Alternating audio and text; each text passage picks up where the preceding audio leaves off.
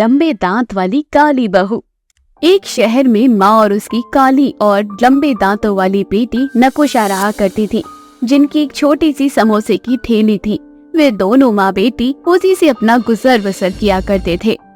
समोसे ले लो, गर्मा गर्म समोसे ले लो, 10 के 2। आंटी जी जरा हमारे लिए भी समोसे लगा दो। हाँ हाँ बेटा, क्यों नहीं। आंटी कुछ भी कहो, आपके हाथों के समोसे की बात ही अलग है। ऐसे ही इन दिनों माँ बेटी की दुकान अच्छी खासी चल रही होती है। कुछ दिनों से उस दुकान पर खड़ी नकुशा पर कुछ लड़के अपनी बुरी नजर रखे हुए थे। भाई कुछ भी कहे, बेशक से लड़की काली और दतली है, लेकिन फिगर कमाल का है। हाँ भाई, कह तो तू सही रहा है। ऐसे ही कुछ दिन बीत जाते हैं और वे दोनों लड़के नकुशा को अकेला पाकर उसकी दुकान पर पहुंच जाते हैं और उसके साथ छेड़खानी करने लगते हैं। और समिया, हमें भी अपने इन हाथों से समोसा खिला दे। ये कौन सी तमीज है तुम्हारी? मैं क्या तुम्हें छमिया नजर आती हूँ? और डार्लिंग, तुम क्या किसी छमिया से कम हो? तुम लोग जाते हो या फिर मैं चिल्ला दूं और भीड़ इकट्ठी करो। नकुशा के इतना बोलते ही वहाँ दोनों लड़के उसके साथ जबरदस्ती करने लगते हैं, लेकिन तभी वहाँ भीड़ इकट्ठी हो जाती है और कोई भी नकुशा की मदद नहीं करता। लेकिन तभी एक लड़का नकुशा को लाचार देख उसके पास उसकी मदद करने आता है और उन दोनों गुंडों को मारकर वहाँ से भगा देता है और साथ ही वहाँ खड़ी भीड़ से भी बोलता है, आप लोगों को शर्म आनी चाहिए। एक लड़की अकेली उन गुंडों के बीच फंसी हुई है, लेकिन कोई भी उसकी मदद नहीं कर रहा है। ऋतिक की आवाज सुनकर वहाँ पर खड़ी भीड़ अपना सर झुकाकर वहाँ से चली जाती है। तभी नकुशा ऋतिक से कहती है, आपने मेरी मदद करी, बहुत बहुत शुक्रिया। आज आप नहीं होते तो पता नहीं क्या होता। अरे नहीं नहीं, ऐसा कुछ भी नहीं है। अगर मेरी जगह कोई और होता तो वो भी यही करता। नकुशा जी, आप मुझे भी समोसे खिला सकती हैं। जी हाँ बिल्कुल, इसमें पूछने वाली क्या बात है। ऐसे ही कुछ दिन बीत जाते हैं और ऋतिक नकुशा के ठेले पर आए दिन आया जाता रहता था और ऐसे ही इन दोनों के बीच नजदीकियां बढ़ती रहती। लेकिन कहीं न कहीं ऋतिक नकुशा को बहुत ही पसंद करने लगा था और नकुशा भी ऋतिक को बहुत पसंद करने लगी थी। लेकिन नकुशा के मन में ये डर था कि उसके काले रंग और दांत की वजह से शायद ऋतिक उसे पसंद नहीं करता हो। लेकिन नकुशा को ये नहीं पता था कि ऋतिक उसके रंग रूप को नहीं बल्कि उसके मन को प्यार करता है। ऐसे ही एक दिन ऋतिक नकुशा की कहीं बाहर चलने के लिए कहता है।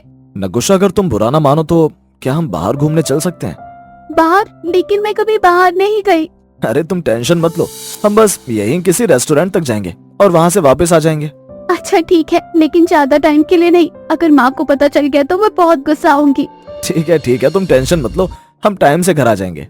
ऐसे ही एक दिन ऋतिक और नकुशा किसी रेस्टोरेंट में जाते हैं, जहाँ ऋतिक ठान लेता है कि आज वे नकुशा से अपने दिल की बात कह कर ही रहेगा। दोनों रेस्टोरेंट पहुँचते हैं, आपस में बातें करने लगते हैं। तब ऋतिक नकुशा से कहता है, अच्छा नकुशा, वैसे तुम्हारा बॉयफ्रेंड तो होगा ना? मेरा और बॉयफ्रेंड?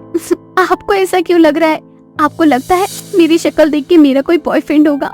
तुमने ऐसा क्यों कहा? तुम्हारी शक्ल इतनी प्यारी है, तुम्हें देखकर तो हर कोई तुम पर जान देने को राजी होगा। बहुत अच्छा मजाक था। अच्छा नकुशा, अगर मैं एक बात कहूँ तो तुम बुरा तो नहीं मानोगी ना? नहीं। नकुशा, मैं तुम्हें बहुत पसंद करता हूँ और मैं तुमसे शादी भी करना चाहता हूँ।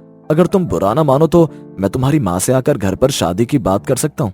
नकुशा ऋतिक की बातें सुनकर हैरान हो जाती है, क्योंकि वे ऋतिक को भी पसंद करती थी और वे ऋतिक के मुंह से ऐसी बात सुनकर बहुत ज्यादा सरप्राइज हो जाती है।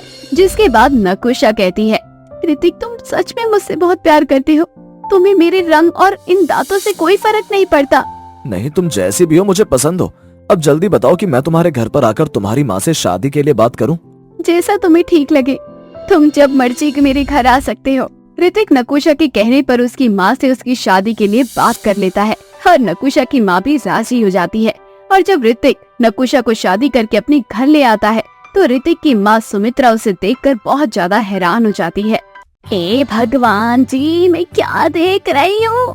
तुझे कोई और नहीं मिली थी? ये जो कलमुही और दतली उठा के ले आया, मैं तो लुट गई, बर्बाद हो गई। माँ, आप जैसा सोच रही हैं वैसा कुछ भी नहीं है। नकुशा बहुत अच्छी लड़की है। उसका रंग बेशक सांवला है, लेकिन उसका दिल बहुत अच्छा है। मैं दिल का क्या चाट डालूंगी? गली मोहल्ले वाले देखेंगे तो क्या होगा? हैरान, सत्यानाश कर दिया। ऋतिक अपनी माँ को बहुत समझाता है, जिसके बाद वो अपना तो लेती है उसको, लेकिन उसको आए दिन वे ताने सुनाया करती है। अरे कल वही दंतली कहाँ मर गई? जी माँ जी, सुन, घर पर कुछ मेहमान आने वाले हैं, तू अपना ये गंदा सा मुखड़ा जरा छुपा कर रखना। पर माँ जी आप ऐसा क्यों कह रहे हैं? उनको मेरे चेहरे से क्या लेना देना? तेरे चेहरे से क्या लेना देना? अगर उन लोगों ने तेरा चेहरा देख लिया ना तो वे घर छोड़कर वापस चले जाएंगे, और तेरे ये लंबे लंबे दांत किसी चुड़ैल से कम नहीं लगते। हाँ। नकुशा अपनी सास की किसी भी बात का बुरा नहीं मानती और वे मेहमानों के आने की तैयारी में लग जाती है। और नकुशा एक अच्छी बहू की तरह घर की सारी जिम्मेदारियां बखूबी निभा रही थी। लेकिन उसके काले रंग और लंबे दांतों की वजह से उसकी सास हमेशा उसे ताने सुनाती रहती थी। लेकिन नकुशा कभी भी उनकी बातों का बुरा नहीं मानती थी। ऐसे ही एक दिन नकुशा छत पर कपड़े डालकर आ रही होती है, लेकिन तभी एकदम से बारिश होने लगती है। तभी उसकी सास उससे कहती है, ओ ततली, कहाँ चली गई कलमुही? तुझे दिखाई नहीं देता कितनी जोर से बारिश हो रही है और छत पर कपड़े सूख रहे हैं? माँ जी आप टेंशन मत लो, मैं अभी सारे कपड़े लेकर आती हूँ। नकुशा अपनी सास के कहने पर छत से कपड़े उतारने चली जाती है, लेकिन छत पर बहुत तेज बारिश होने लगती है, जिस वजह से कुछ अलग ही देखने को मिलता है। जब नकुशा कपड़े उतारने लगती है तो बहुत तेज बारिश शुरू हो जाती है, जिस वजह से उसके शरीर का काला रंग छूटने लगता है, जिससे नकुशा परेशान हो जाती है और वे खुद से कहती है, हे भगवान ये क्या हो गया? मैंने अपने गोरेपन को छुपाने के लिए जो काला रंग लगाया था वे तो बारिश की वजह से धुल गया। अगर किसी ने देख लिया तो बहुत बुरा होगा। नकुशा छत पर परेशान होने लगती है कि आखिर वे इस बारिश से कैसे बचे, लेकिन उसका काला रंग सारा धुल चुका था। और तभी नीचे बैठी उसकी सास सोचने लगती है, अभी तक नकुशा नीचे क्यों नहीं आई, क्योंकि बहुत देर हो चुकी थी। लेकिन तभी सुमित्रा छत पर चली जाती है और देखती है कि नकुशा आखिरकार काली से गोरी कैसे हो गई। तभी उसकी सास नकुशा को आवाज लगाती है, नकुशा तू इतनी काली थी और फिर गोरी कैसे हो गई? अपनी सास की बातें सुनकर मजबूरन नकुशा को अपनी मजबूरी बतानी पड़ती है। लेकिन तभी वहाँ ऋतिक भी आ जाता है और नकुशा को देखकर हैरान हो जाता है। और ऋतिक नकुशा से कहता है, माँ जी और ऋतिक, मैंने आप लोगों से ये बात छुपा रखी थी।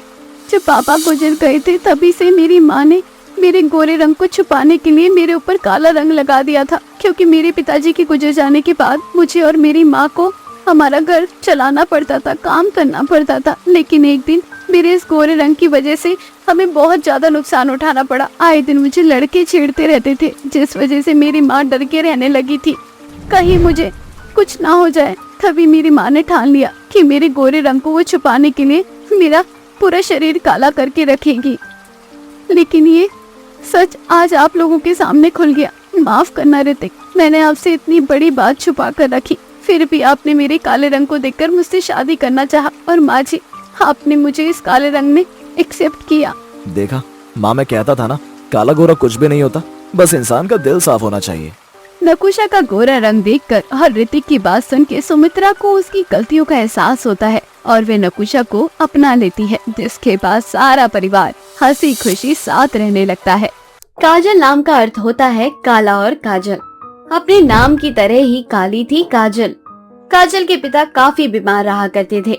ऐसे ही एक दिन काजल अपने पिता को हॉस्पिटल ले जा रही होती है, तभी सामने से एक गाड़ी तेज रफ्तार के साथ आती है और काजल के पिता को टक्कर मारकर चली जाती है। पापा क्या हुआ आपको?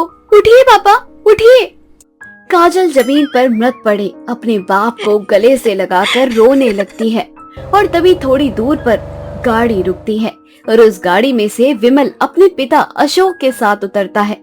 काजल अपने पिता के गुनहगार को देखकर उसका कॉलर पकड़ लेती है और उससे कहती है, अंधा हो गया था क्या? तुझे मेरे पापा नजर नहीं आए? भला इतनी भीड़ वाली रोड पर इतनी तेज गाड़ी कौन चलाता है? तेरी वजह से मेरे पिता इस दुनिया से चल बसे। अब तू बता कौन देखेगा मुझे और मेरी बूढ़ी माँ को? हमारा सहारा सिर्फ हमारे पिताजी थे।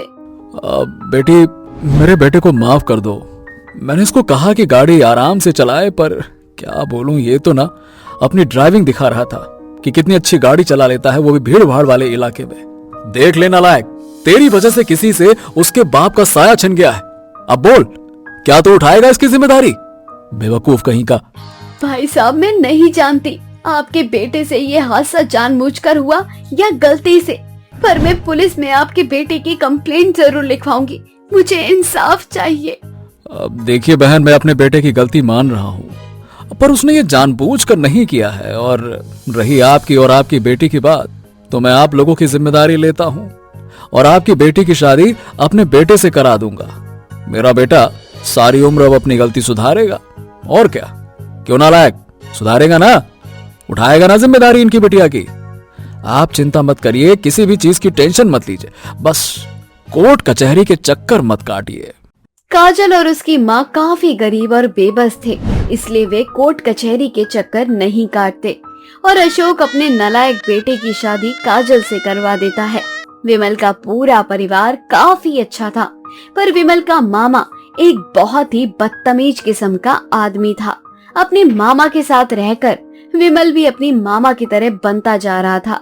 शादी के बाद जब विमल अपने मामा से मिलने आता है तो वे काजल का काला रंग देखता है, तो वे अपने भांजे को भड़काने की कोशिश करता है। अरे मेरे प्यारे भांजे, तुझे यही कलोटी लड़की मिली थी, तूने इससे चट मंगनी पट ब्याह कर लिया। वाह वाह वाह, और अपने मामा को बुलाया भी नहीं। अब ये लोग इतने गरीब थे कि इन्होंने तेरी शादी एक ही दिन में मंदिर में करवा दी। क्या बात है। अरे काले रंग की लड़की से शादी करनी थी तो कम से कम कुछ दहेज तो ले लेता पगले। मामा जी, क्या आपको मेरी पसंद नहीं पता? मुझे तो पढ़ी लिखी मॉडल एकदम गोरी चिट्टी लड़की चाहिए थी, पर क्या बोलूं, मेरे पापा ने मेरी शादी इस काली गंवार लड़की से करवा दी। पापा को तो जैसी बहू चाहिए थी वैसी मिल गई, पर मेरा क्या, मुझे तो जैसी बीवी चाहिए थी वैसी नहीं मिली ना। हाँ, पर भांजे एक बात बता, अरे तेरे बाप ने तेरे साथ ऐसा किया क्यों? तू तो उनकी इकलौती संतान है ना। अरे मामा, मुझसे एक बहुत बड़ी गलती हो गई। नई नई गाड़ी चलानी सीखी थी, सोचा पापा को अपनी गाड़ी में बैठाकर घुमाऊंगा, उन्हें दिखाऊंगा कि मैं कितने अच्छे से गाड़ी चला लेता हूँ, थोड़ा स्टाइल मारूंगा। पापा भी मेरे साथ बैठे थे। क्या बोलूं, मुझसे ना एक एक्सीडेंट हो गया जिसमें काजल के पिता की मौत हो गई, जिसके बाद पापा ने इस काली कलूटी और उसकी माँ की जिम्मेदारी अपने कंधे पर ले ली। और जिम्मेदारी तो ली, साथ में मेरी शादी करा दी इस काली गंवार लड़की से। बोलते हैं अब जिंदगी भर सुधारेगा ये अपनी गलती। क्या बोलूं मैं। विमल के मामा को पूरा सच पता चलता है तो उसके दिमाग में एक आइडिया आता है और वे विमल से कहता है, अच्छा, अब अगर भांजे ऐसी बात है तो तू भी शादी को निभाने का नाटक कर, ताकि तू अपने माँ बाप की नजरों में अच्छा बन सके। मामा, ये मुझे कोई अच्छा बनने का नाटक वाटक नहीं करना है। मुझे बस इस लड़की से किसी भी तरह से पीछा छुड़ाना है। कुछ भी करो, बस इस लड़की को मुझसे दूर करो आप। हाँ भांजे, हाँ, वही रास्ता तो बता रहा हूँ। थोड़ा सबर तो कर बेटवा, थोड़ा सबर कर। देख, अच्छे बनने का ढोंग कर और इस कलोटी को अपने साथ हनीमून पर ले जा, और हनीमून पर ले जाकर इसे किसी जहरीले सांप से कटवा देना, और सबके सामने अपने नकली आंसू बहाकर कहना कि अरे रे रे रे, मेरी बीवी को किसी सांप ने काट लिया, और तेरी ये काली कलोटी देवी भगवान को प्यारी हो जाएगी, और इस तरह से सांप भी मर जाएगा और लाठी भी नहीं टूटेगी बेटा। आप बिल्कुल सही कह रहे हैं मामा। अगर मैं इससे दूर भागता रहा तो मेरे घर वाले मुझे इसके और करीब भेजेंगे। अब क्या था, विमल अपने मामा की बात मान जाता है और अच्छे बनने का नाटक करता है। देखते ही देखते एक हफ्ता बीत जाता है। अब घर वालों को यकीन हो जाता है कि विमल ने काजल को अपना लिया। ऐसे ही एक दिन, पिताजी, मुझे और काजल को आपसे कुछ बात करनी थी। अब शादी के बाद सभी पति पत्नी हनीमून के लिए जाते हैं, और काजल का भी सपना था, तो मैं चाहता हूँ कि मैं और काजल भी कुछ दिनों के लिए बाहर हनीमून पर कश्मीर जाएं। काजल को कश्मीर बहुत पसंद है ना काजल? बहू, क्या विमल सच कह रहा है? क्या सच में तुम्हें कश्मीर जाना है?